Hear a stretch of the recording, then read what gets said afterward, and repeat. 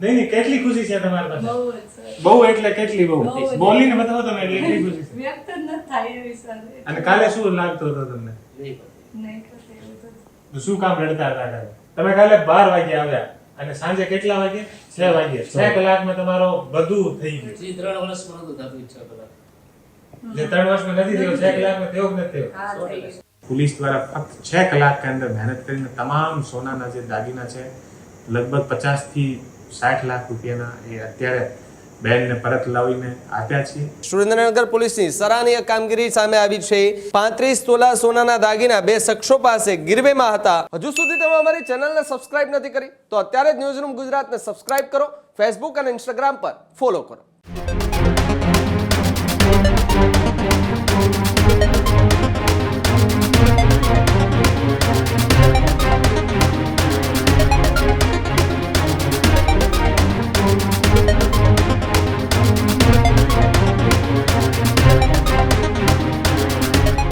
કરીએ તો સુરેન્દ્રનગર પોલીસની સરાહનીય કામગીરી જે છે તે અત્યારે સામે આવી રહી છે. એસપી પ્રેમસુખ ડેલુ કે જેમણે કરી બતાવ્યું છે કે પોલીસ ધારે તો માત્ર કલાકોમાં કેસને સોલ્વ કરવાની તાકાત પણ રાખે છે. સુરેન્દ્રનગર પોલીસની સરાહનીય કામગીરી સામે આવી છે. એસપી પ્રેમસુખ ડેલુ કે જેમણે અરજદારના દાગીના પરત અપાવ્યા છે. રજૂઆતના માત્ર 6 કલાકમાં જ પોલીસની આ સૌથી મોટી કામગીરી જોવા મળી છે. 35 તોલા સોનાના દાગીના બે શખ્સો પાસે ગીરવેમાં હતા. રકમ પરત આપ્યા બાદ પણ વધુ પૈસાની માંગ જે છે તે કરતા હતા. રકમ પરત આપ્યા બાદ જે દાગીનાઓ તેમની પાસે હતા જેઓ નહોતા આપી રહ્યા અને વધારાની રકમો માગી રહ્યા હતા. જો કે જે મહિલા છે તેમણે તરત પોલીસમાં ફરિયાદ કરી. મામલો આખો એસપી સુધી પહોંચ્યો અને એસપીએ માત્ર 6 કલાકની અંદર એ મહિલાના તમામ દાગીના જે છે તે વ્યાજખોરો પાસેથી છોડાવીને આપ્યા છે. ત્યારે અરજદારની ફરિયાદ બાદ પોલીસ રક્ષણમાં આવી. બંને શખ્સો પાસેથી 51 લાખ રૂપિયાના દાગીના કબજે કરાયા. એસપી દ્વારા 51 લાખના દાગીના અરજદારને પરત પણ સોંપાયા છે. જ્યારે કોઈ પણ ડર વગર પોલીસમાં ફરિયાદ કરવા માટે એસપી જે છે એ પ્રેમસુખ ડેલુ એમણે લોકોને અપીલ કરી છે. એસપી પ્રેમસુખ ડેલુ અવારનવાર જે છે તે સારી એવી કામગીરીના કારણે ચર્ચામાં આવતા હોય છે. ત્યારે ફરી એકવાર એસપી પ્રેમસુખ ડેલુ છે તેમણે દિલ જીતી લીધું છે કે જો તમે અહીંયા આવશો અને તમે ફરિયાદ કરશો તો તમને ન્યાય માત્ર ને માત્ર જેટલું બનશે એટલા વહેલા કલાકોમાં અમે તમને ન્યાય અપાવીને રહેશું. ત્યારે મહિલા તાત્કાલિક પોલીસ સ્ટેશન જાય છે. મામલો એસપી સુધી પહોંચે છે. એસપીને ખબર પડે એટલે એસપી તરત જ તપાસના આદેશ આપે છે અને કાર્યવાહી થાય છે. બાતમીના આધારે બે શખ્સો જે વ્યાજખોરો છે તેમની પાસે પહોંચે છે અને ત્યાંથી 51 લાખ રૂપિયાના જે દાગીના છે એટલે કે દાગીના ત્યાંથી લઈ અને પોલીસ સ્ટેશન આવે છે. એ મહિલા જેમણે ફરિયાદ કરી હતી તેમને ત્યાં બોલાવે છે અને એસપી પ્રેમસુખ ડેલુ કે જે પોતે પોતાના હાથે મહિલાને પોતાના દાગીના જે છે તે પરત આપે છે. બધું છે ને તમારો? હવે કરો તમે. હા. મીઠના લો હવે. ખુશી છે કે નથી છે તમારી પાસે? હા, છે. કેટલી ખુશી છે? બહુ જ. હે? વિશાલ લઈ લે. હે? નહીં કેટલી ખુશી છે તમારી પાસે? બહુ જ સર. બહુ એટલે કેટલી બહુ? બહુ જ. બોલીને બતાવો તમે એટલી ખુશી છે. વ્યક્ત ન થાય એવી સર. અને કાલે શું લાગતું હતું તમને? નહીં કરતી એવું તો. તો શું કામ રડતા હતા કાલે? બીક લાગતી હતી સર. કેટલા સમયથી હતો તમારો? બહુ હેરાન થઈ ગઈ સર. કેટલા ટાઈમથી હતો? 2-3 વર્ષથી હેરાન જ છીએ આ બધી વસ્તુમાં. અને ભાઈનું લગ્ન હતા તમારા? હા 10 તારીખ. 10 તારીખે લગ્ન છે. તો પહેરીને જવાનું છે બધું? હા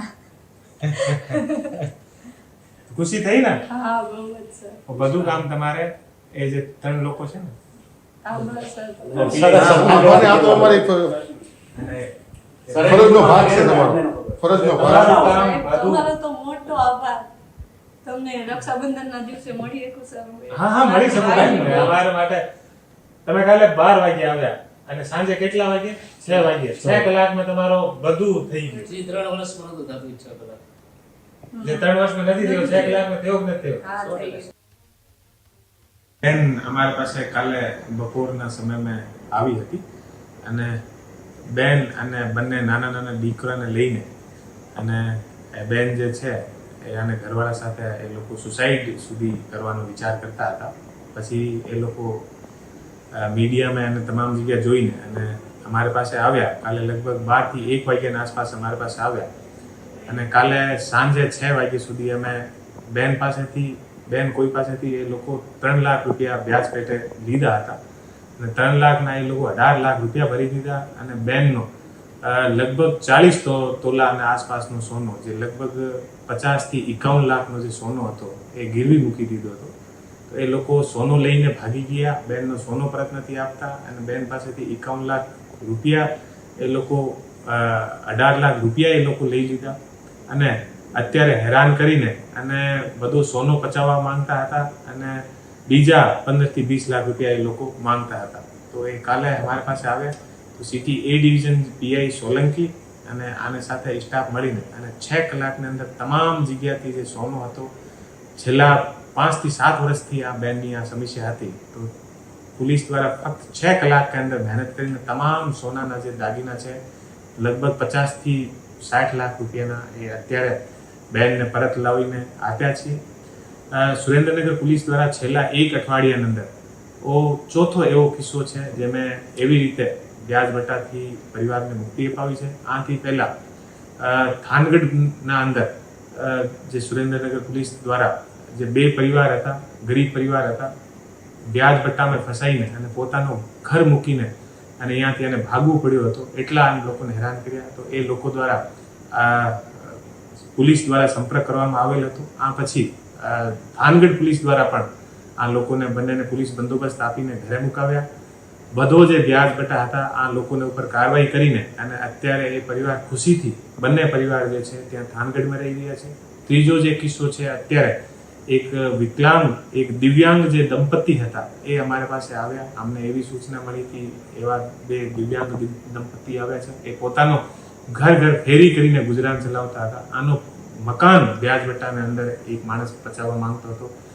પોલીસ દ્વારા ફક્ત 5 થી 6 કલાકની અંદર આના તમામ ઘરના કાગળિયા પરત અપાવ્યા છે. અને કાલે ધ્રાંગધ્રાની અંદર સાંજે હું જ્યારે ઓફિસના સમય પૂરો કરીને ઘરે જતો હતો તો રસ્તાના અંદર મને એક ઇકો ગાડીમાં એ લોકો સામે આવ્યા અને ઉતરીને ભાગીને અમારી તરફ આવતા હતા. તો અમે આને સાંભળ્યા. પછી 10,000 રૂપિયાના વ્યાજના ચક્કરમાં આ માણસના સ્કૂટર અને બધું એ લોકો દ્વારા લઈ લેવામાં આવ્યું હતું. તો તુરંત અમે એસડીપીઓ ધ્રાંગધ્રાને કહીને અને ફક્ત 5 થી 7 કલાકની અંદર આનું સ્કૂટર પરત અપાવ્યું, ગુનેગારો ઉપર ગુનો દાખલ કર્યો અને આ ફેમિલીને પણ એ લોકો હતા અને સાથે પણ જે બીજા લોકો આવતા હતા એ આને ઓળખતા નથી હતા, પણ એ કીધું કે સાહેબ આ માણસ અત્યારે છેલ્લામાં કંટાળીને અને સુસાઇડ કરવાને જતો હતો, અમે આપણા પાસે લઈને આવ્યા છે અને 6 કલાકમાં આનો તમામ જે વસ્તુ હતી આનો અમે લોકો નિકાલ કરી દીધો.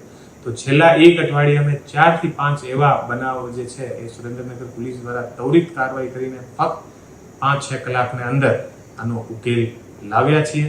અને હું તમામથી એવી અપીલ કરું છું કે કોઈ પણ રીતે વ્યાજ વટ્ટાની અંદર કોઈ પણ માણસ ફસાયેલો હોય, કોઈ પણ સુરેન્દ્રનગરમાં બીજી રીતે કોઈને હેરાન કરતા હોય, અમારી પાસે આવે અને અમે તુરંત આ માણસને સાંભળીને અને આ ઉપર અમારે અહીંયા ઝડપથી રેસ્પોન્સ મળશે અને તુરંત કાર્યવાહી થશે.